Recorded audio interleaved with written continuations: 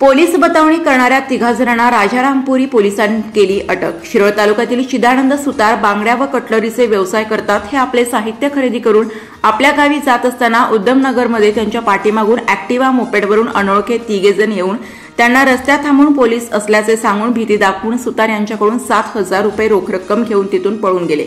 यावेळी सुतार यांनी राजारामपुरी पोलीस ठाण्यात धाव घेऊन फिर्यादीवर गुन्हा दाखल करण्यात आलाय। या प्रकरणी गुन्हे शोध पथकाचे विशाल शिरगावकर यांनी घटनास्थळावरून सीसीटीव्ही पाहून तपास करत असताना गोपनीय माहिती मिळाली की सदर गुन्ह्यातील आरोपी बागल चौक शिकलगार गल्लीमध्ये भाड्याच्या खोलीत राहत असल्याची माहिती मिळाली।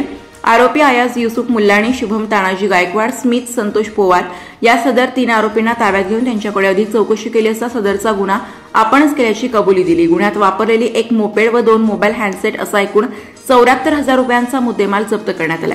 सदर गुन्ह्याचा तपास सचिन चंदन पोलीस उपनिरीक्षक हे करीत आहेत। पोलीस निरीक्षक सुशांत चव्हाण यांच्या मार्गदर्शनाखाली पोलीस उपनिरीक्षक दत्तात्रय भोजने, सचिन चंदन, समीर शेख, विशाल शिरगावकर, सदीप सावंत, अमोल पाटील, सत्यजित सावंत, नितीश बागडी, सुशांत तळव यांनी हा गुन्हा उघडकीस आणला। भांडाफोड न्यूज करिता विजय शिंदे, उंचगाव, कोल्हापूर।